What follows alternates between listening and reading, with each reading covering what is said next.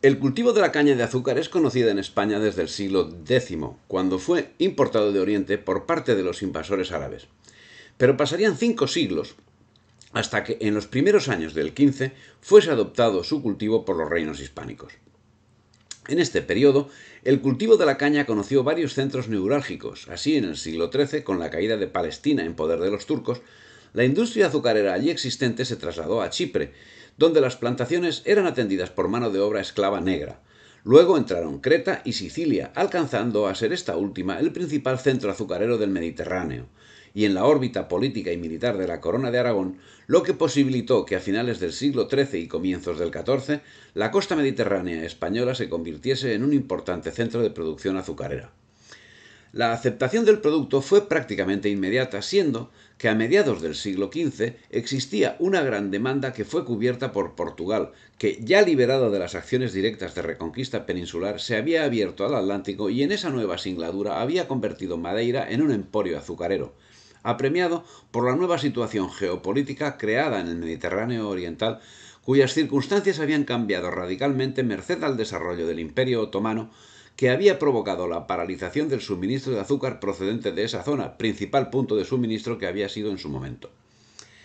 La demanda occidental impulsó la industria azucarera de Madeira de forma decisiva y al mismo tiempo el aumento de la producción por las condiciones geoclimáticas del Atlántico hizo descender los precios, expandiendo y popularizando su consumo en toda Europa y obligó a los centros productores del Mediterráneo oriental y central a abandonar una actividad que había pasado a no ser rentable.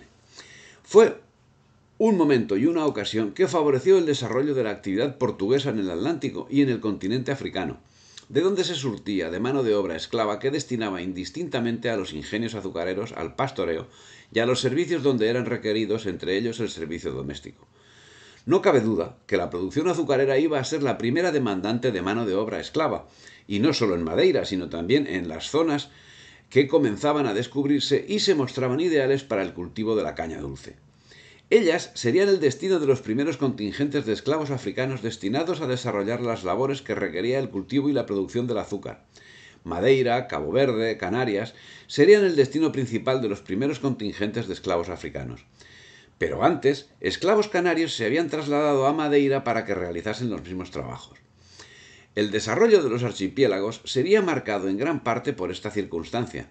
Así, el inicialmente deshabitado archipiélago de Cabo Verde se vería poblado de súbito en 1460 por una población esclava procedente de África y destinada al cultivo del azúcar.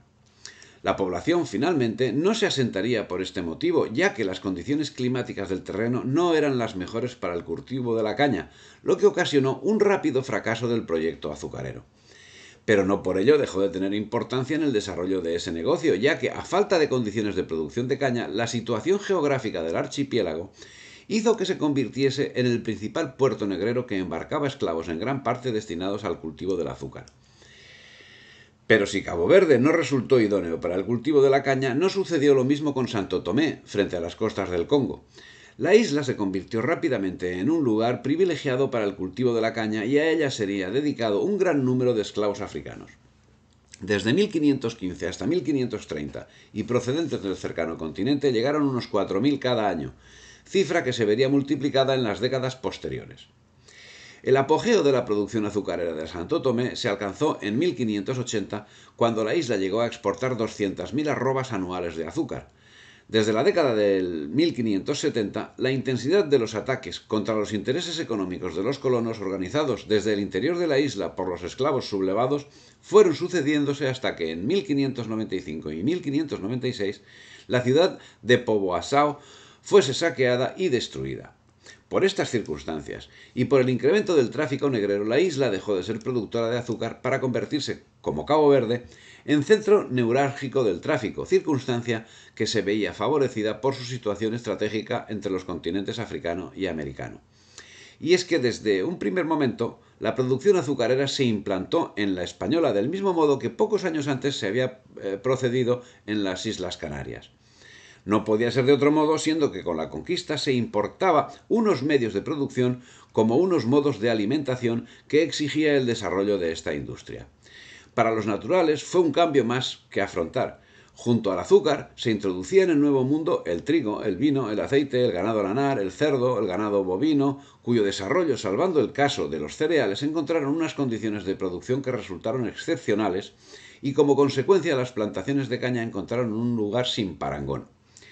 No obstante, el desarrollo que alcanzaría la producción en el Caribe español no alcanzaría importancia singular sino hasta el siglo XVII en Puerto Rico y en Cuba, ocupando un lugar especial los asentamientos piráticos ingleses, holandeses y franceses que se produjeron en aquellos lugares del Caribe que España dejaba sin control por considerarlos de bajo interés. El cultivo de la caña, así, comenzó a tener un desarrollo importante, pero con diferentes matices. Mientras España le dedicaba la atención propia de un mercado cerrado, los europeos que iban ocupando las islas que España descuidaba crearon un emporio en principio tabaquero y finalmente azucarero a base de mano de obra esclava. Primero se trataba de esclavos ingleses, que vendían su libertad a cambio de un billete de ida, y luego se trataba de mano de obra africana. Por su parte, Portugal, a mediados del siglo XVII, se hacía con el mercado mundial del azúcar merced a sus centros de producción de Brasil.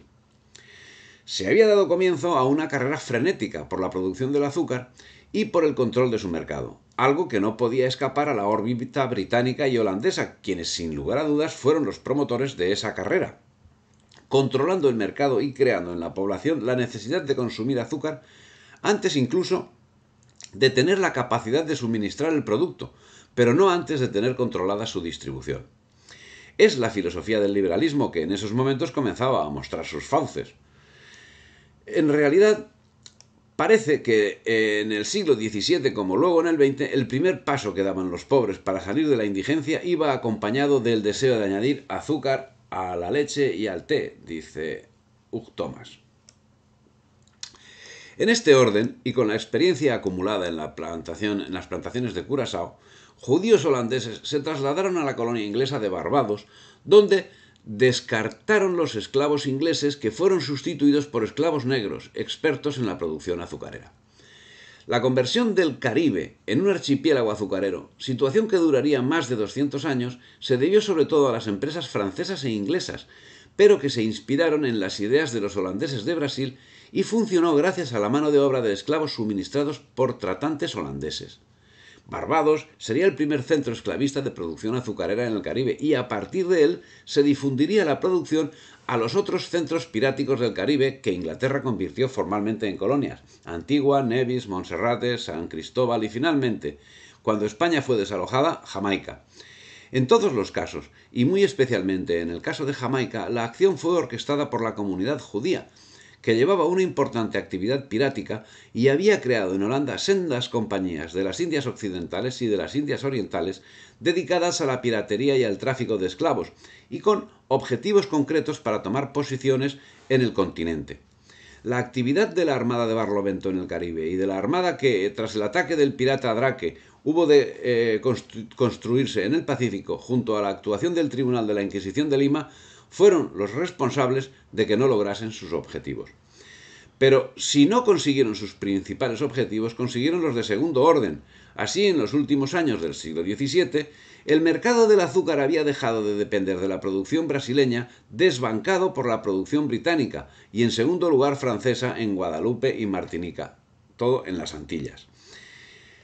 A partir de fines de esta centuria, el proceso indicado de conversión de la economía de la producción del tabaco y del añil hacia la plantación esclavista con la caña de azúcar como principal cultivo se hizo notar también en la parte francesa de Santo Domingo. Y para conseguir la producción, la mano de obra debía ser importada. Ahora ya se había descartado el uso de esclavos ingleses e irlandeses, que dieron malos resultados al demostrar que eran poco adaptables al clima. Y se hacía necesaria la importación de mano de obra africana, así como se hacía necesaria la importación de maquinaria, todo lo cual representaba un riesgo económico de envergadura, siendo que el aporte de esclavos debía ser constante debido a la gran mortandad. Como consecuencia, se hacía necesario asegurar que en las colonias no pudiese comprarse nada que no fuese fabricado en Inglaterra, fuese una alpargata, un clavo o un sombrero, y por supuesto un esclavo que no fuese suministrado por empresas británicas. Así resultó tarea prioritaria la creación de empresas negreras que fuesen capaces de ser tan eficaces como lo estaban siendo las empresas holandesas. Se creía que los tratantes privados no construirían fuertes en África, y aunque lo hicieran, no los sostendrían, no pagarían impuestos, firmarían con los monarcas africanos acuerdos inconvenientes desde el punto de vista político y quizá los incumplirían, perjudicando así a la metrópoli. De modo que no solo los franceses y los ingleses, sino también los gobernantes de pequeños estados, como el rey de Dinamarca y el duque de Curlandia, la actual Letonia, crearon estas empresas emuladoras de las holandesas que combinaban los intereses africanos con los de las Indias occidentales. Estas compañías pronto crearon una especie de burocracia que no volvería a verse hasta la aparición de las grandes empresas nacionalizadas de principios del siglo XX. Que la demanda de azúcar en Europa hubiese sido creciente a lo largo del siglo XVII propició el crecimiento productivo que tuvo su gran explosión en la segunda mitad del siglo XVIII, cuando como consecuencia más importancia tuvo el tráfico de esclavos, en el que Inglaterra ocupaba un lugar preeminente. Ya había cesado hacía décadas la preeminencia detentada por Portugal, siendo que Portugal gozaba de tal puesto cuando gestionaba un flujo de tráfico equivalente a una fracción del tráfico gestionado por Inglaterra en los momentos anteriores a hacerse con el asiento tras la Guerra de Sucesión. A pesar de que la Ilustración ya se había enquistado en España durante el siglo XVIII, las formas, particularmente en América, continuaban siendo en gran medida conforme al espíritu hispánico. Así, en los antiguos cachimbos, los esclavos vivían en sus chozas o bohíos, cultivaban las pequeñas parcelas o conucos que el amo les entregaba para que tuviesen sus propios cultivos y crías y lograban de ese modo una cierta independencia económica que a veces les ayudaba a obtener su libertad. En los nuevos ingenios, cada vez más grandes y mecanizados, y cada día más distintos de los viejos trapiches primitivos, van cuajando con rapidez paralela a la de los cambios tecnológicos las formas típicas de la plantación esclavista. El año 1762 significará un grave cambio en el mantenimiento de estas formas, en manifiesto menoscabo de los intereses del más débil, siendo que la concepción puramente patriarcal del hecho esclavista, presente de forma generalizada hasta el momento, daba paso a la explotación sin condiciones del esclavo, al puro estilo británico, sufrido por propios y extraños allí donde estaban enclavados. Y el motivo determinante del cambio, como no podía ser de otro modo, fue la ocupación de La Habana por los ingleses el año 1762. A partir de ese momento, y a pesar de haber sido recuperada la soberanía el año 1763, los principios liberales cuajaron en un sector importante de la sociedad cubana y, como consecuencia, se cayó en el mercantilismo, con el cual se pasó a tener una fijación enfermiza por la producción de azúcar, una obsesión más propia de espíritus ajenos al sentimiento humanista que había marcado los pasos de España hasta esos momentos. Como consecuencia, Cuba conoció un primer crecimiento de su producción de azúcar, y la obsesión por el mismo ya no decaería en el futuro, animada por el gran número de esclavos importado durante la dominación británica, lo que conllevó una más que significativa bajada de los precios de la mercancía humana y una deshumanización en el trato de los esclavos que desde ese momento pasaban a ser elemento desechable de la producción. Lógicamente, además, a pesar de haber abandonado militarmente la isla, los ingleses dejaron en ella la punta de lanza de su imperio, el mercantilismo. Capitales ingleses quedaron en la isla y esos capitales multiplicaron la producción de azúcar, el número de esclavos y la deshumanización de su trato. Y a partir de ese momento puede decirse que el número de esclavos llevados a Cuba no paró de crecer. Los ingenios necesitaban más caña para procesar, y la caña necesitaba más terrenos que arrebatar a la selva, y estos más esclavos negros que ya no eran atendidos como miembros de la familia, sino como objetos a los que debía sacárseles el máximo beneficio. De la mano de los británicos se implantaba la inhumanidad liberal capitalista, a la que se unían vilmente aquellos que habían perdido el principio de honorabilidad cristiano y español. Ellos se convertirían en los mejores factores del liberalismo. Dice García Fuentes que tras la ocupación británica de La Habana se produjo un cambio trascendental en la economía de la isla. La inmigración forzosa de negros fue incrementada como consecuencia del fuerte incremento experimentado por los cultivos de la caña de azúcar.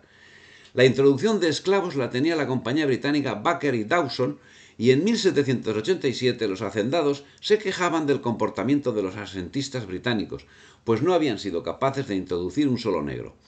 La oligarquía cubana, en 1789, exigió el cumplimiento de lo acordado y del gobierno español completa libertad del comercio negrero. Por una Real Cédula de 1787, posteriormente ampliada en 1791 y 1804, se abrían las puertas de Cuba a los negreros nacionales y extranjeros, lo cual provocó una gran importación de emigrantes forzados. Desde 1789 hasta comienzos del 91 se introdujeron en La Habana más de 5.000 negros, mientras que la contrata de Baker y Dawson en los 3 años que duró apenas introdujo poco más de 2.000. Los propios cubanos hicieron frente a las nuevas exigencias del tráfico. Se creó la Compañía de Consignaciones de Negros, cuyos socios actuaban como factores en La Habana. Además, comienza en esa época, como técnica mercantilista, la publicidad en la venta de esclavos. La agricultura de la isla lo agradecía y su desarrollo no tenía precedentes. Esa asociación de intereses o de subordinación vil provocó que en la última década del siglo XVIII Cuba se viese convertida en la primera productora mundial de azúcar, con el consiguiente beneficio reportado a los capitales británicos, lo que propició la masiva importación de esclavos. Y según un informe del Consulado de La Habana, en los años comprendidos entre 1789 y 1802 entraron en Cuba 65.745 esclavos y de ellos se dedicaban al cultivo de la caña 25.000. Casi la mitad. Pero esas cifras quedarían pequeñas en comparación con lo que había de venir, ya que la introducción de mano de obra esclava durante el siglo XIX fue especialmente significativa. Parece como si la nueva colonia británica, la España peninsular, quisiese borrar las glorias de la España imperial, con la que nada tenía en común, en el menor espacio de tiempo posible. Entre 1780 y 1873 se importarían 841.200 esclavos a Cuba, siendo que hasta entonces habían sido introducidos no más de 80.000. Y uno de los motivos que ocasionó ese tráfico masivo fue que esa importación de mano de obra esclava estaba en gran parte limitada a esclavos varones, con lo que se ocasionó un grave desequilibrio de sexos desconocido hasta el siglo XIX y que estaba motivado por la teoría económica que sustentaba el principio de la economía de plantación. La importancia de la cuestión queda marcada en el análisis poblacional del momento, en el que se observa la diferencia existente entre los esclavos urbanos, que podemos identificar como anteriores a la política económica de plantación, y los esclavos rurales, que son los que eran importados en esos momentos. En 1855, el 63,4% de los esclavos del campo eran varones y el 36,6% eran mujeres, mientras que en la misma fecha los varones eran 47,5% y las mujeres 52,5% entre los esclavos urbanos. En este desarrollo de la economía de plantación es destacable la figura de Francisco Arango y Parreño, anglófilo, ministro que fue del Consejo de Indias. Se formó en las plantaciones esclavistas británicas con el objetivo supuesto de recopilar información que pudiese ayudar a Cuba a establecer su industria azucarera y planteó al gobierno lo que consideraba necesario para la expansión de la industria azucarera. Había que rebajar los costos, tanto en los gastos de utensilios como en el de esclavos. Y además había que aumentar la productividad de la mano de obra, gastando menos en mantener los negros y buscando medios para hacerles trabajar más. Como si eso fuera poco, el discurso agrega que era preciso intensificar progresivamente la represión contra los negros esclavos y limitar las escasas prerrogativas obtenidas por los libres. Muestra fiel de su adscripción a los principios británicos. Muestra que, acorde siempre en la subordinación a los intereses foráneos, pocos años después no le impedirían formular el donde dije, digo Diego, cuando en 1820, siguiendo la actuación de Inglaterra, y de la noche a la mañana, pasó de ser el adalid del esclavismo al adalid del antiesclavismo. Vamos, un inglés total. Pero en esta época, Inglaterra estaba interesada en el desarrollo de la industria azucarera en Cuba, entre otras cuestiones porque la situación política y social de las colonias en el Caribe apuntaba a una situación en la que era previsible determinar que los intereses económicos británicos se iban a resentir de manera sensible. Por ese motivo, se observará en Cuba un importante crecimiento de las explotaciones azucareras que mantendrían sus respectivos ingenios o trapiches a base de la utilización de esclavos africanos. Y a Inglaterra le interesaba especialmente Cuba, sobre todo por las condiciones sociales de los esclavos, que a pesar del manifiesto deterioro que habían sufrido desde 1762, seguían siendo envidiables para los esclavos de las posesiones francesas y británicas en el Caribe, todo lo cual hacía posible predecir la paz social que en esos momentos estaba rota en Haití y anunciaba su ruptura en el resto de las posesiones esclavistas británicas y francesas. Con esos precedentes, en 1797 se utilizó por primera vez la máquina de vapor y la energía hidráulica en el trapiche cubano. Su generalización se produciría en los años 20 del siglo siguiente. La producción masiva dejó sus cifras para la historia. Dice Tulio Alperin que la expansión azucarera, que lleva de un promedio de exportaciones de 480.000 arrobas en 1764-69 a uno de 1.100.000 en 1786-90 y alrededor de 2,5 millones para 1805, se produce en medio de una crónica escasez de capitales en explotaciones pequeñas que trabajan con esclavos relativamente poco numerosos. Solo en las cercanías de La Habana hay ingenios de más de 100 negros, cuyos propietarios arrastran pesadas deudas frente a los comerciantes habaneros que les han adelantado lo necesario para instalarse. Estas actuaciones inicialmente se produjeron de forma autónoma, o más exactamente fuera del control de una corona que no era la sombra de la monarquía hispánica, en 1819. Cuando ya habían transcurrido más de 20 años desde que dio inicio esa forma de actuación. En este momento el rey Felón, Fernando VII, dio carta blanca al proyecto, redondeándolo al donar en propiedad las tierras que hasta el momento habían estado en usufructo, sancionado favorablemente el régimen plantacional a imagen y semejanza, lógicamente, del implantado en las Antillas británicas y francesas. Con esa estructura, ahora bajo la legalidad de la monarquía liberal, el gobernador de Cuba recibía un informe emitido por el Consejo Colonial. La monarquía liberal había privado a Cuba de su condición de provincia para relegarla, algo inaudito, a la condición de colonia.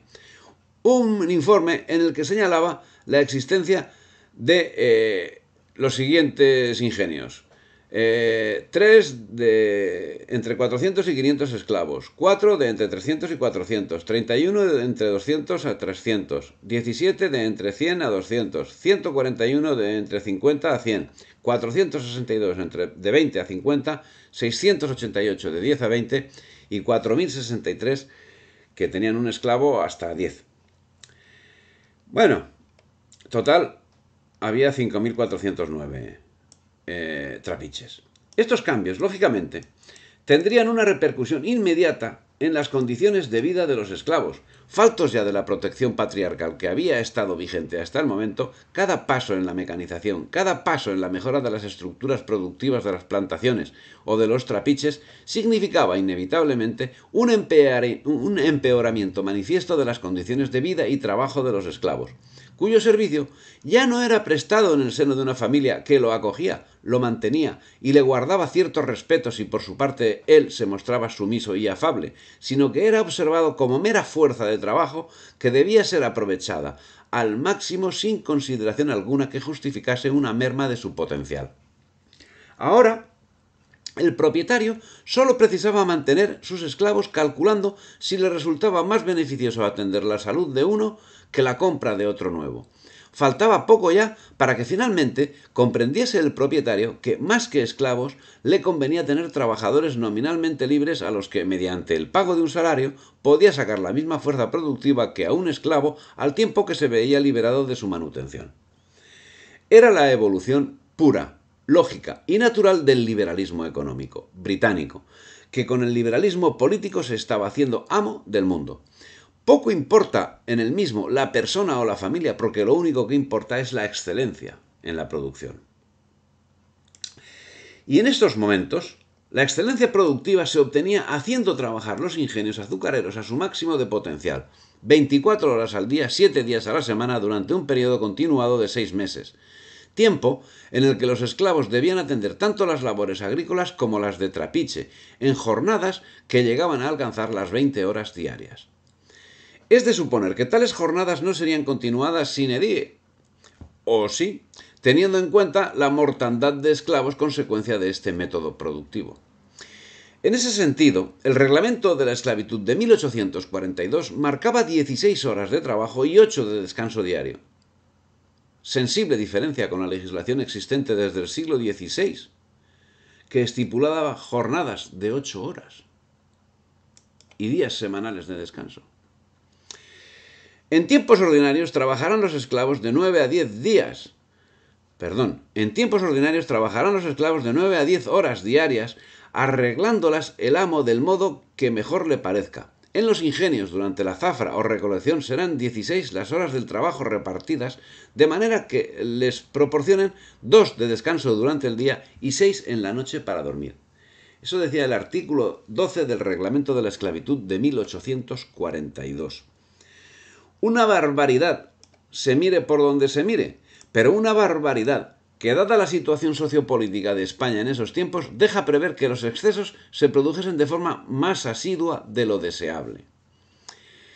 Y es que ya no estamos hablando de la España del siglo XVI, siglo XVII, sino que estamos hablando de la España sometida social, política, cultural y económicamente al dominio británico. Y el cumplimiento de las leyes podía tener una lectura más libre, y es que en estos tiempos no había ya en España gobierno español independiente. Pero una barbaridad que tenía una referencia en la que desde principios del siglo XIX pasó a ser, no nos engañemos, la metrópoli de España. En Inglaterra el trabajador estaba peor tratado que el esclavo en Cuba, y ese argumento era utilizado por los esclavistas para justificar la esclavitud. Y no solo estaban en desventaja los trabajadores ingleses, que en ese momento estaban sujetos a la deportación a Australia y Nueva Zelanda y al consiguiente sometimiento al sistema esclavista. Gallenga, un corresponsal del Times de nacionalidad italiana que fue a Cuba en 1872, creía que no cabe duda de que las condiciones de vida del esclavo cubano son, en todo lo que se refiere al aspecto material, mejores que las del campesino libre de las llanuras de Lombardía. Es el caso que, por uno u otro motivo, el proceso de mecanización de la industria azucarera acabó empeorando muy notablemente las condiciones de vida de los esclavos, provocando una gran mortandad que llegó a ser del 10% anual.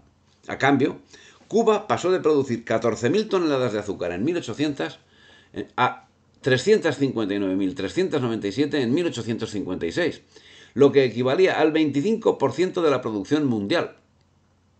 Pero no acabaría ahí el crecimiento, ya que en 1868 la producción sería de 720.000 toneladas.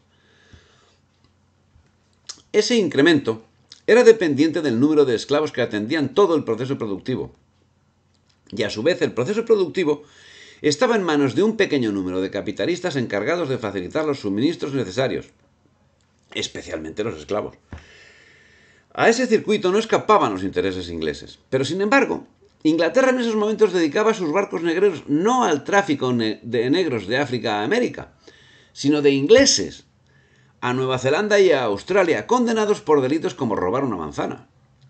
Su puesto, así, en el tráfico negrero estaba ocupado por otros, agentes ingleses, naturalmente, como la regente María Cristina y luego su hija, Isabel II, reina de España.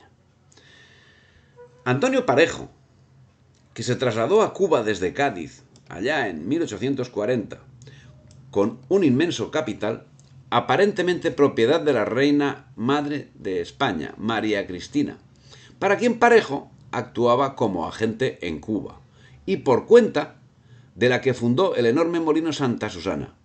Otros plantadores que vieron nacer su fortuna en el tráfico de esclavos después de la prohibición fueron Pedro de Forcade y Font, negreros de Cádiz que eran negreros de Cádiz, Joaquín Gómez, Antonio Pastor, los Iznaja de Trinidad de origen vasco y los Borrell de la misma ciudad. La, la mafia del tráfico negrero estaba más que bien relacionada, directamente bien conformada, siendo que, irremediablemente, junto a anglófilos de reconocido pedigrí, se encontraban algunos ingleses, continuadores de su histórica labor al margen de las nuevas directrices implantadas a propios y extraños manu militari por la Royal Navy. Señala Hugh Thomas que Forcade contaba con capital y socios ingleses y que otros como Dartez and Brothers de Londres tenían un representante en La Habana, cuya única tarea consistía en ocuparse de cuestiones relativas al tráfico de esclavos. Sigue diciendo Hugh Thomas que el más importante comerciante de la década de 1830 fue probablemente Joaquín Gómez, nativo de Cádiz, cofundador del primer Banco de La Habana. Era anticlerical y masón, conocido en su logia bajo el nombre de Arístides el Justo, y había llegado a La Habana casi desnudo a la edad de 13 o 14 años. Fue el primero en importar ingenios azucareros horizontales con cilindros de hierro comprados en Inglaterra en 1830 a la firma Fawcett and Preston, y compró varios cafetales y algunos ingenios azucareros. Después de él llegó Manuel Cardozo, un portugués, Francisco Martí y Torrens y Manuel Pastor, ambos españoles de gran riqueza. Martí era un bandido retirado. Los dos, Martí y Pastor, se asociaron más tarde con Antonio Parejo y la reina madre española en el negocio del tráfico de esclavos a gran escala en las décadas de 1840 y 1850, contando para ello con barcos muy rápidos. Pero no era solo Cuba, provincia española, el lugar donde se notaría ese incremento productivo. Las nuevas, nominalmente repúblicas independientes de España, las nuevas colonias británicas en América, sufrirían el mismo proceso durante el siglo XIX y principios del siglo XX, donde productores procedentes de las históricas colonias europeas en el Caribe, especialmente Haití y Jamaica, nutrieron la fuerza de trabajo bajo formas más o menos forzadas. Una plantación normal solía producir en 1830 72 toneladas anuales de azúcar, empleando unos 70 esclavos, de modo que puede considerarse que una tonelada de azúcar precisaba del trabajo de un esclavo. Una producción que con los nuevos métodos desarrollados dejaba a las plantaciones en inferioridad de condiciones frente a la obtención de azúcar a través de remolacha. Así, si debemos atenernos a los hombres de la profesión, a los hombres experimentados en semejantes materias, ilustrados por los inmensos progresos que ha hecho entre nosotros la industria del azúcar indígena, de la remolacha, una fábrica bien montada, cuyos edificios son de un tamaño regular y las máquinas de una fuerza media, puede elaborar fácilmente cada año de 1 a 2 millones de kilos de azúcar. La Martinica fabrica anualmente casi 24 millones y la Guadalupe casi 37. 20 fábricas, pues bien montadas, bastarían cumplidamente a la Martinica y 30 a Guadalupe. La primera tiene hoy 494 ingenios y la Guadalupe 518. En otros términos, existen en cada colonia tantas fábricas cuantas son las heredades en que se cultiva caña. Eso lo decía el historiador Sacco en 1879. Esos datos dejan en evidencia lo que desde muchos puntos se estaba planteando, el aspecto antieconómico del mantenimiento del régimen plantacional y del régimen esclavista. A partir del momento, el esclavo pasaría a denominarse asalariado.